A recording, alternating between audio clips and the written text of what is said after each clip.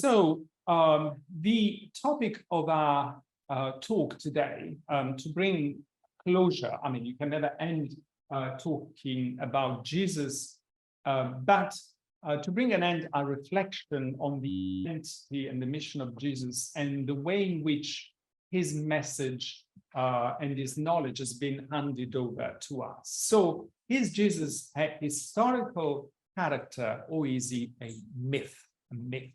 Now, before I start anything, I just want you to reconcile yourself with the word myth. Whenever we hear the word myth, we have the sentence in our mind, or it's a myth, we say, of something which is not true, which is just an invention, possibly something which is manipulative or has is misleading. It's just a myth.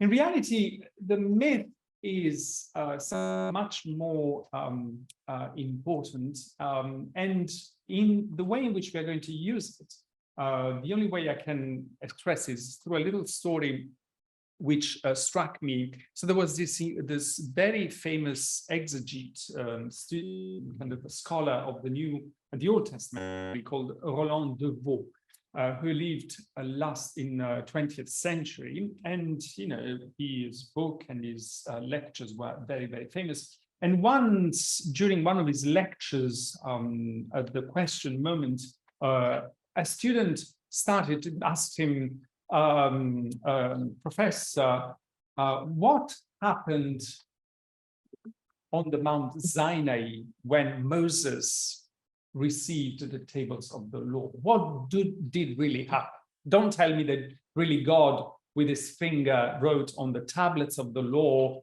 and gave them to him. This is just something I can't believe this. And Roland de Vaux was trying to avoid answering this question, was trying to find ways of avoiding it, because he really didn't want to answer to this question. And the student really wouldn't let go, and he kept asking him, but no, I really want to know what happened, what really happened, how we can distinguish, what was true and what is false in this story. And slightly exasperated, but Roland de Vaux answered, well, he said, I think something happened. Something happened. And this answer, I think, really expresses the reality of what a myth is in Christianity. But not only in Christianity, I think in most of our tradition, something happened. Now, the stories which communicate to us what happened are not history in the modern sense of the word. That is, they are not meant to tell us the facts. For a simple reason, is that facts are boring. Facts are not effective. Facts do not really transform, or they can sometimes. The intention of the people who hand over stories or myths is to communicate what in that event is transformative, communicate the meaning of that event. So not so much the facts, but the meaning, communicate the transformative power of that event. So something happened. Today we are celebrating Transfiguration. Okay, what happened on that mountain when Peter, James, and John went with Jesus? We don't know. We don't know. Okay, it is expressed in this imagery of dazzling whites and the face transfigured and the cloud and the voice from heaven. Something happened. And the way in which it was handed over to us, what happened there, the way in which it was handed over to us is meant to communicate to us the meaning and to let us share what in that experience touched and transformed the heart of the disciples. So I took an example of a myth, which I think should be familiar to us all, is the Mayflower shape and community, etc. No? So number one on your handout. On 16 September 1620, a merchant ship called the Mayflower departed from Plymouth, England, came and arrived in American Provincetown on November 11, 1620. And historians agree this is a real historical event. It happened. We know that it happened. Its passengers sought a new life.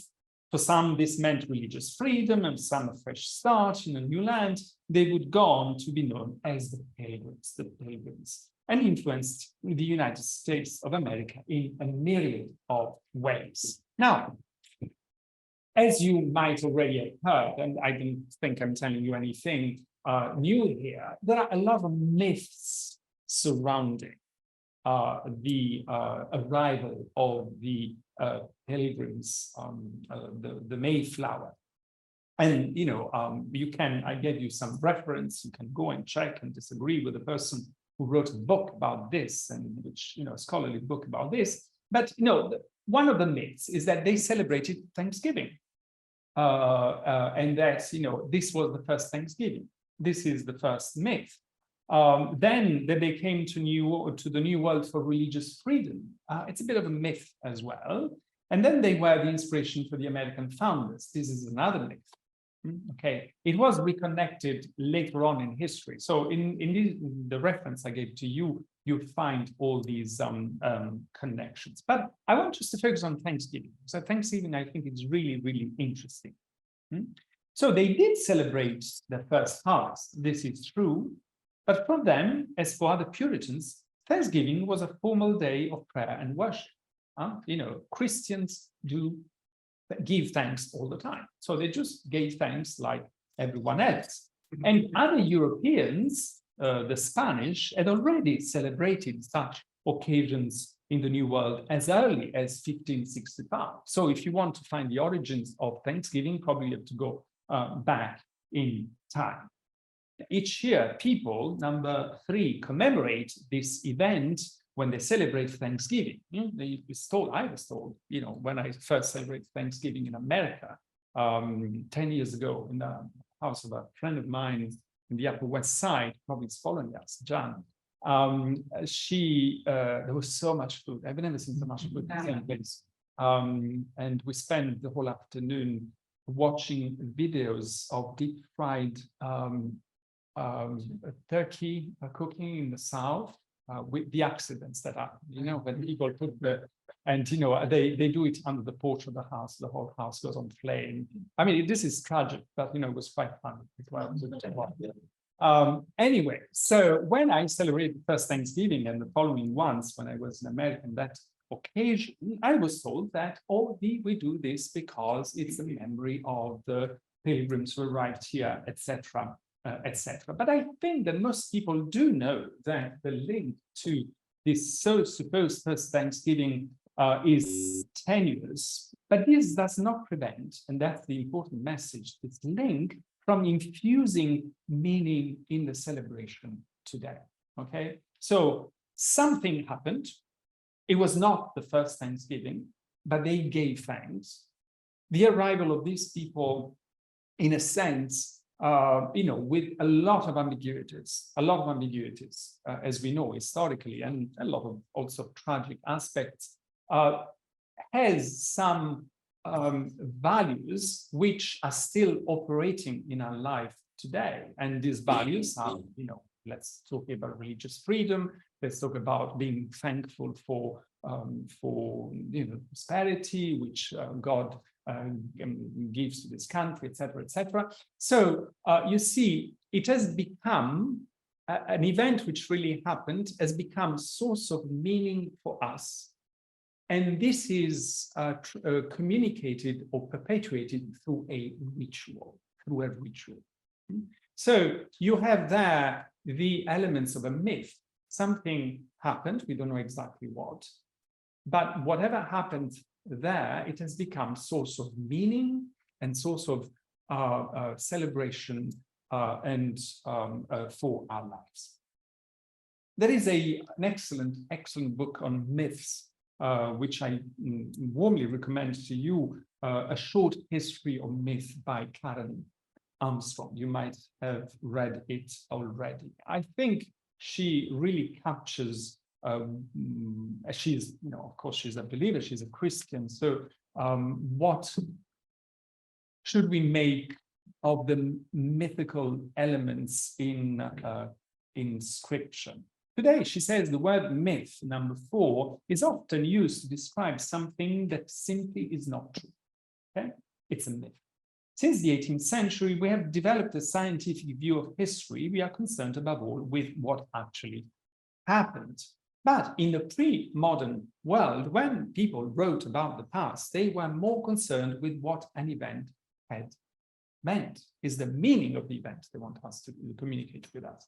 A myth was an event which, in some sense, had happened once, but which also happens all the time. Thanksgiving happens all the time, not just that. It has become like a feature, why it is the most important feast, why it is most heartfelt. I was told that in this country, even more than Christmas in many ways. Why? Because it unifies the whole country. Everyone celebrates it, whatever their religious conviction, and it gives an ethos to, or it's supposed to be, to give an ethos to country, express the soul of the country. Because of a strictly chronological view of history, we have no word for such an occurrence, but mythology is an art form. I like this art form that points beyond history to what is timeless. Okay, so Thanksgiving has become a timeless event. In human existence, myths help us to get beyond the chaotic flux of random events and glimpse the core of reality, It is therefore a mistake to regard myths as an inferior mode of thought, which can be cast aside when human beings have attained the age of reason. Mythology is not an early attempt at history. These people were capable of communicating facts when they wanted, probably not with the rigor we have learned in more recent years. But when they wanted us to remember a date, in John's Gospel, there is a date. At the beginning of Luke's Gospel, there is a date. There are mention of historical figures that help us to place exactly historically Jesus. So it's not that they did not know how to make history and to tell us facts, but this is not what they wanted to do. They wanted to do something else. So it's an art form, mythology. In mythology 2, number 6, we entertain a hypothesis, bring it to life by means of a ritual, okay, and act upon it. That's the important thing. Contemplate its effect upon our lives and discover that we have achieved new insight into the disturbing puzzle of the world. A myth, therefore, is true because it is effective. Okay, about Thanksgiving, Thanksgiving is true because it is effective. It does unify the country. It does unify the country. There is at least once a year in which all Americans do the same thing. And don't think about politics, hopefully.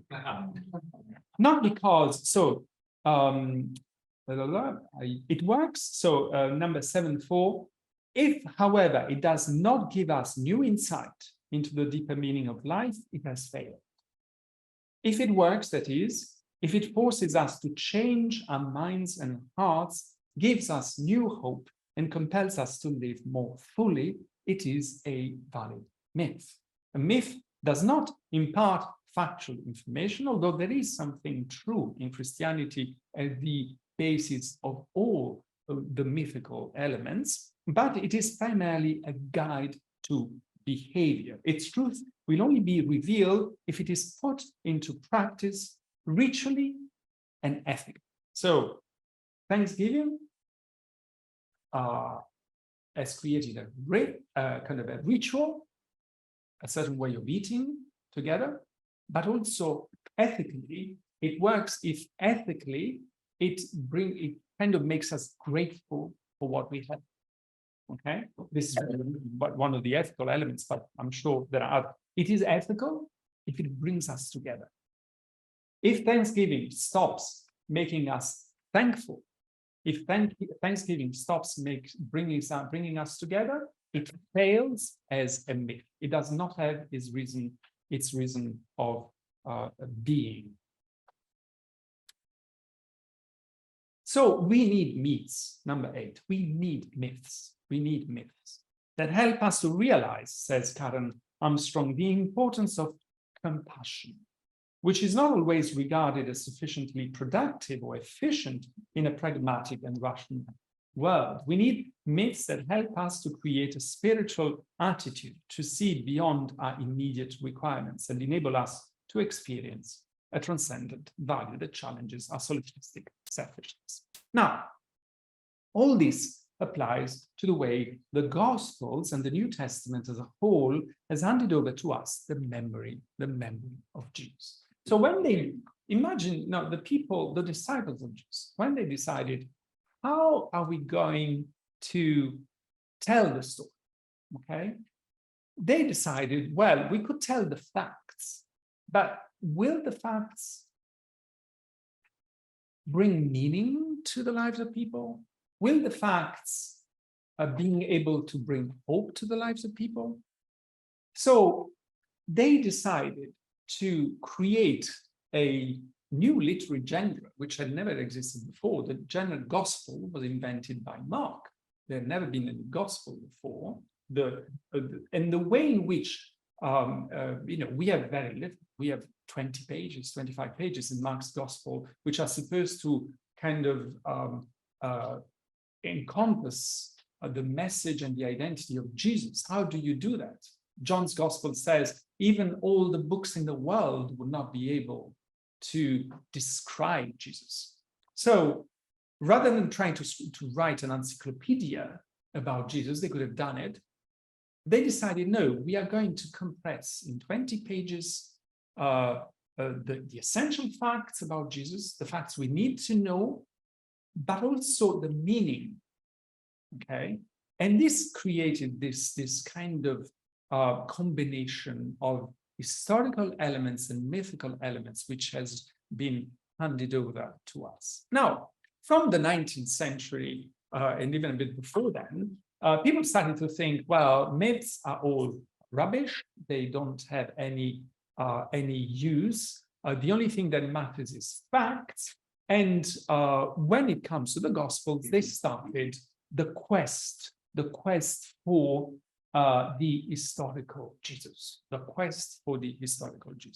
or the quest for the ipsissima verba in Latin, so the very words that Jesus must have said. So they started to go through the Gospels and say, well, how do we know that these words had actually been said by Jesus? Okay. And there are literally hundreds of books on this, about, each of the sentences is just, there are 100 pages for each of the sentences, et cetera, et cetera. And I remember an exegete in Toulouse, in France, when I was doing some courses on scripture there 25 years ago. And this exegete, was talking to us about this quest for the very words of Jesus. And he said, well, what are the words of Jesus we can be absolutely, totally certain with, from a historical viewpoint? Well, he said, probably the word amen. Okay?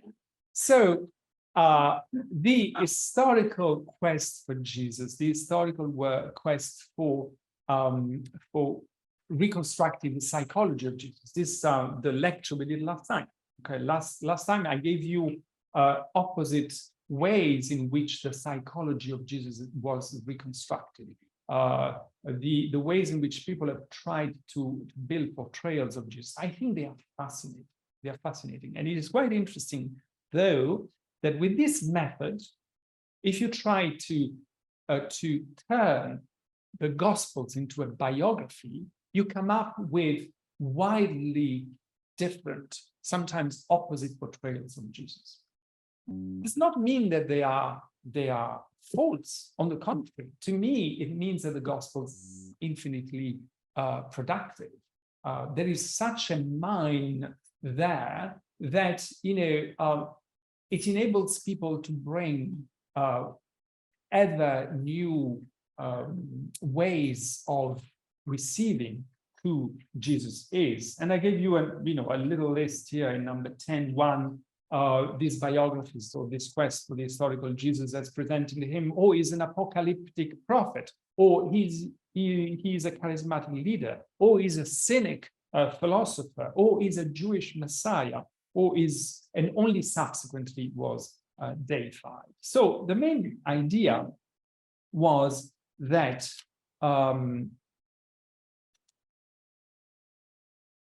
one thing which is might be perceived as quite disturbing about the New Testament is that what we call the New Testament today, the way in which it's organized in our Bibles, the Gospels come first. The first Gospel is Matthew, Mark, Luke, and John. And then you have the Acts of the Apostles. And then you have the letter of Paul, the Romans, Galatians, etc., etc. Okay? But this is not a chronological order.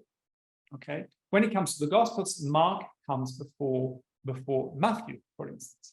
But when it comes to the whole of the New Testament, the oldest writing of the New Testament, you know what is the oldest writing? It's the first letter to the Thessalonians, which was written in the 50s.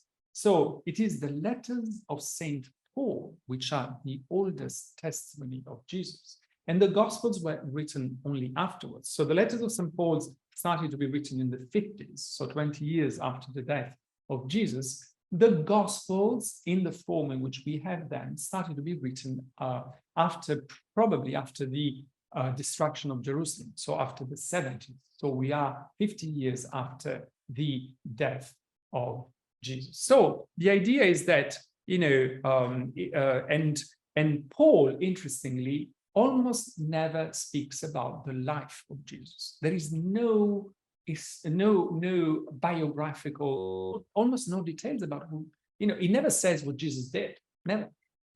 He only talks about the meaning of the message of Jesus, the meaning of Jesus. And he talks about Jesus as God. So the idea is that Paul created Christianity, invented Jesus. So it was not a historical figure. There are some people, some crazy people who say this, that Jesus never existed, and that is a myth theory, and that Paul invented him, and then what Paul kind of imagined was written in narrative form by the Gospels. Now, nowadays, there is no historian who doubts of the historical existence of Jesus. Actually, from the viewpoint of documentary viewpoint, the evidence for the existence of Jesus and an identity which is very similar to the one described in the Gospels is overwhelming, is much greater than for a lot of other historical characters of the same period. But it is true that it is quite difficult to pinpoint or to find exterior kind of confirmation from other sources of the facts about the life of Jesus. And there is this eternal, if you want, controversy about it's not difficult to believe that Jesus was born in Galilee, that he was a preacher, that he challenged the religious authority, that he must have been very charismatic, that he challenged the especially the Pharisees, that he changed that he created a group of disciples around him. This is not difficult to believe, okay? Because this happens all the time in history. Even today, we can see people do similar things. What is difficult to make sense of is the miracles of Jesus, healing people, because it's not something that, scientifically we can explain.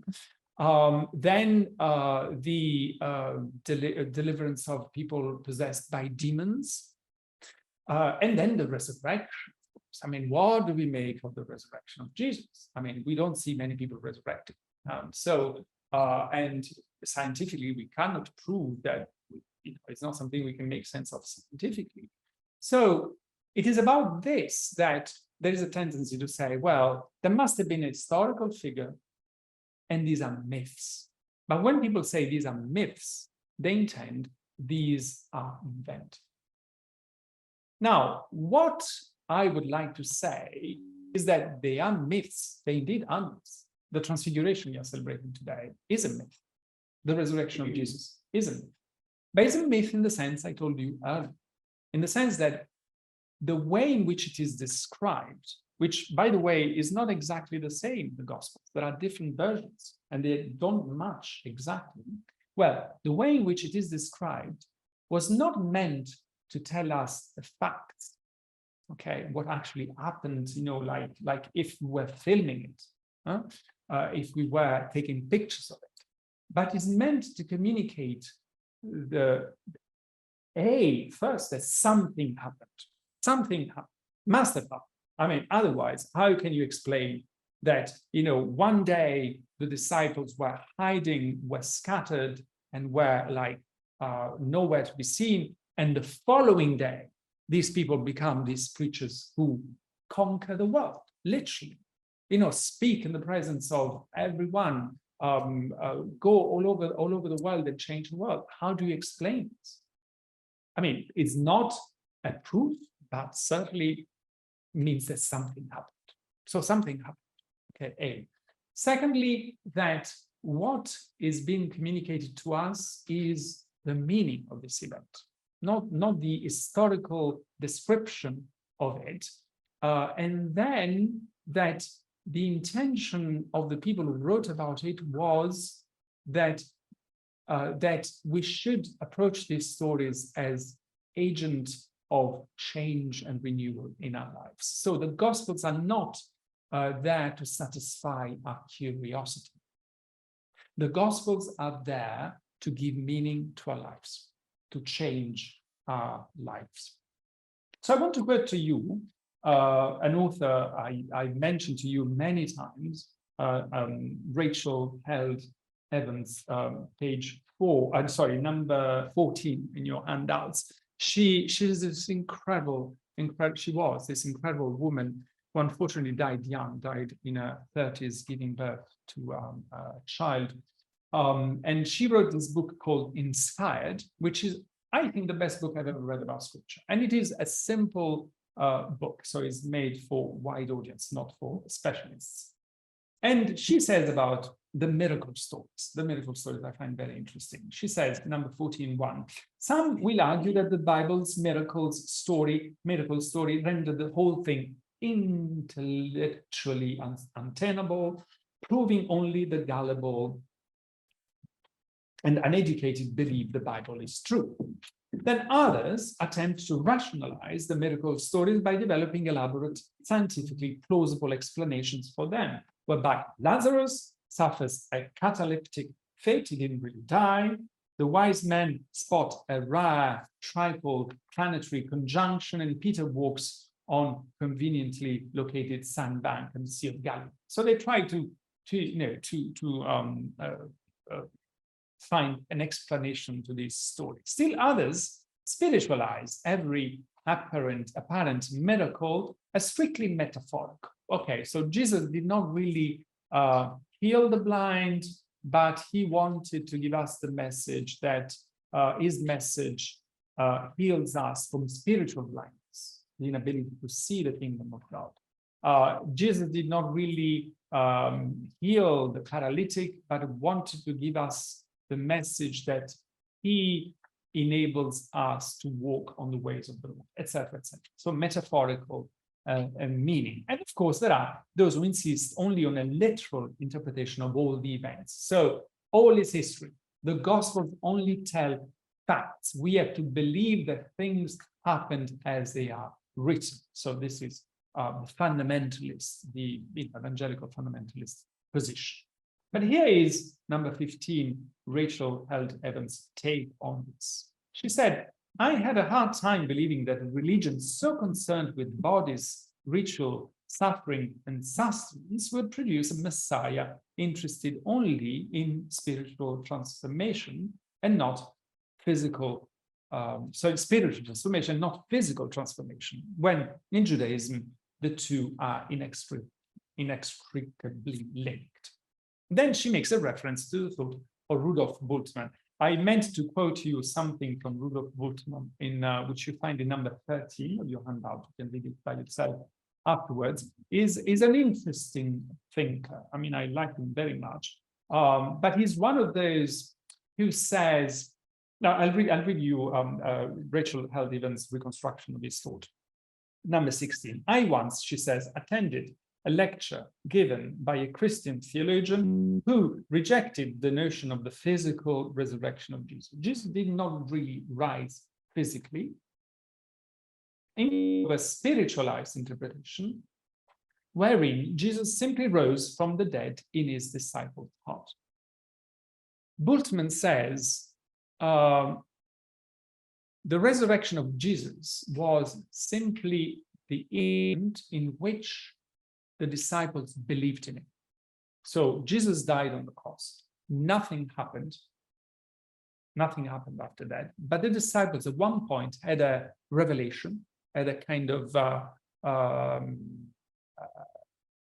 conversion experience, whatever you would call it, in which they believed in it and acted on this belief and transformed their lives. So the resurrection is the faith in Jesus' continual life in the hearts of the disciples. This is what Bultmann says. So it is a spiritual transformation, but there is no real, according to Bultmann, I mean, it's a bit more nuanced than that, but let's say this, there is no real physical, or at least the physical resurrection of Jesus is of no interest to us, and probably there is none, okay?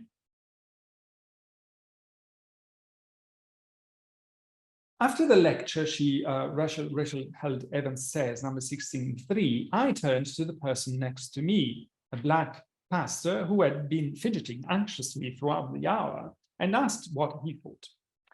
If the resurrection is about getting raised in memories and hearts, he said, this is not very good news for me and my people. What does spiritual resurrection mean for all the brothers who died on slave ships and all the women lying in unmarked plantation graves? What is that justice? What is that liberation? If there's one thing historic Christianity is clear on, he said, is that bodies matter to God. A revolution without bodies isn't a revolution. So she says, Rachel Held Evans, what makes the Bible's miracles story so compelling is the idea that God cares about people's suffering, not simply their spiritual blindness or spiritual poverty, but also their actual blindness and actual poverty. The Apostle Paul insisted to the Corinthian church that the physical resurrection of Jesus is witnessed by more than 500 people, pertains the resurrection of all who have died, all who have suffered, and that without it, our preaching is useless, and so is your faith. So if we do not believe in the physical resurrection of Jesus, however mysterious this might be, well, we don't know how it happened. The Gospels don't tell us how it happened. But if we don't believe it has happened, our faith is in vain. Then she says something that reminds of Karen Armstrong's approach to myths, passages I read to you earlier. She says how Dallas Willard put it. I don't believe something by merely saying we believe it. We don't, believe something by merely saying we believe it. Or even when we believe that we believe it. We believe something when we act as if it were true. When we act as if we were true. So perhaps a better question than, do I believe in miracle, is, am I acting like I do? Am I acting like I do? Am I including the people who are typically excluded? Am I feeding the hungry and caring for the sick? Am I holding the hands of the homeless and offering help to addicts? Am I working to break down religious and political barriers that marginalize ethnic, religious, and sexual minorities and people with disabilities? Am I behaving as though life is more than a meaningless, chaotic mess, that there is some order in the store? Indeed, she adds, the people in my life who seem most convinced of the reality of miracles are exactly the people who take the message of the Bible's miracles at heart. Hospital chaplains, food pantry directors, addiction counselors, relief and development workers, nursing home volunteers, foster parents. You see, a myth is effective, is true, because it changes the lives of those who believe in it. If a myth, if a story, if a belief changes the lives, then it is true. That's the core, and that's the why so much of the New Testament has been communicated in ways in which what we are given is not the historical evidence of it, but the meaning of it. And a ritual very often accompanying it. So, for instance, for the healing of the sick, there is the ritual of the anointing of the sick, which perpetuates the healing power of God, brings it to people. For the resurrection, there is baptism, so that we too rise with Christ from death to life, etc., etc. So these elements in the life of Jesus are true to the extent that they have a transforming power in our lives even today. When it comes, and I want to just end on this, number 21, when it comes to, and again, I take the example of miracles because I think it's quite an interesting one. When it comes, number 21, the sense in which we can say, so how we can make sense of the miracles of Jesus is that whether or not Jesus did cure people, and Jesus did cure people, okay?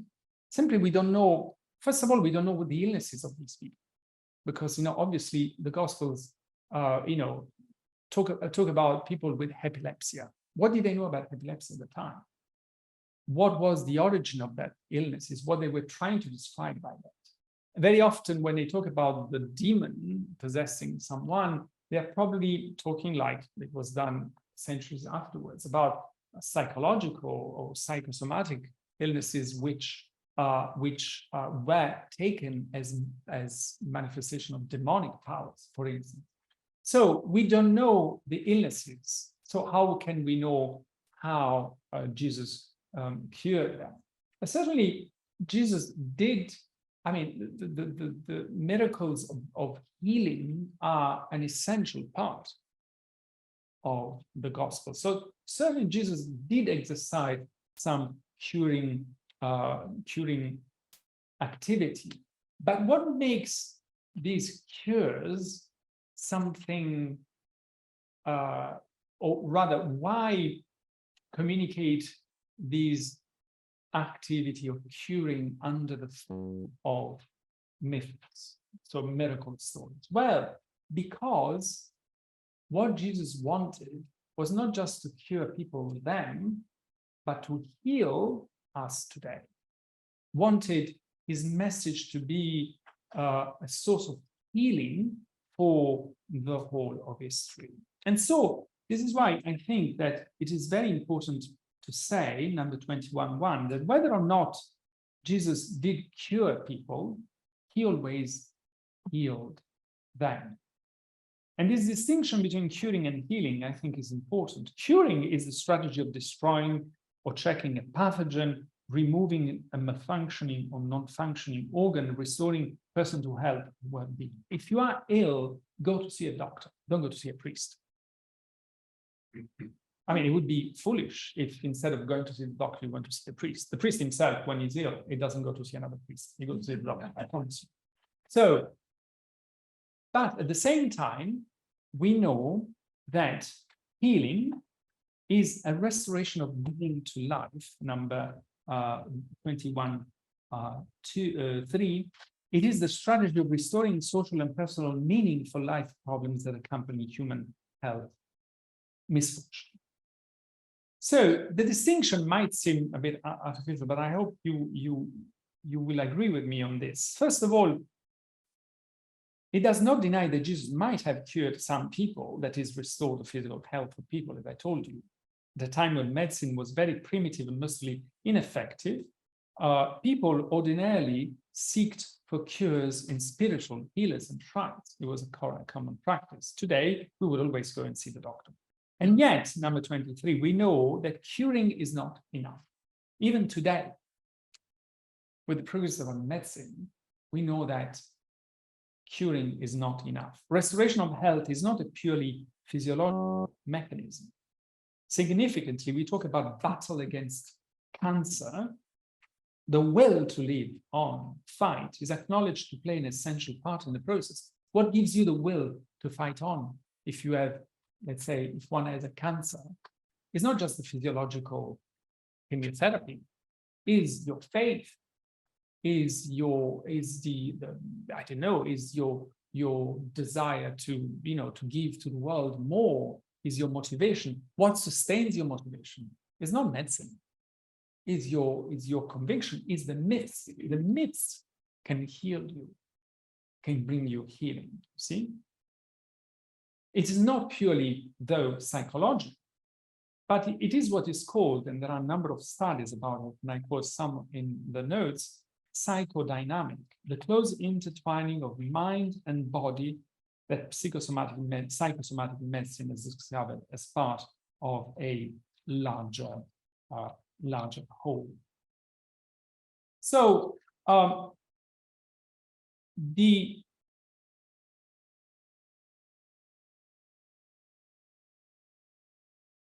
number 26, more and more studies are showing that this is helpful, seeking not just for curing but for healing through various means ranging from art therapy to guiding imagery. Mindfulness is now as proved, and there are even studies that prove that it's incredibly powerful for bringing healing in a number of ways. Writing a journal and prayer help create space for ourselves to explore the meaning of health and illness, and perhaps to discover new pathways to healing.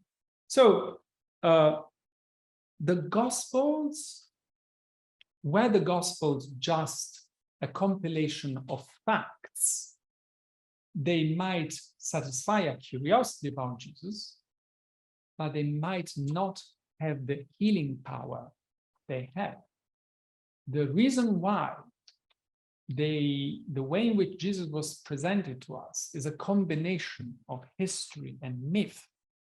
It's not that people invented things about him and they wanted us to believe them, but is that they tried to communicate to us what happened in ways that it is still an active principle of transformation and change for our lives today.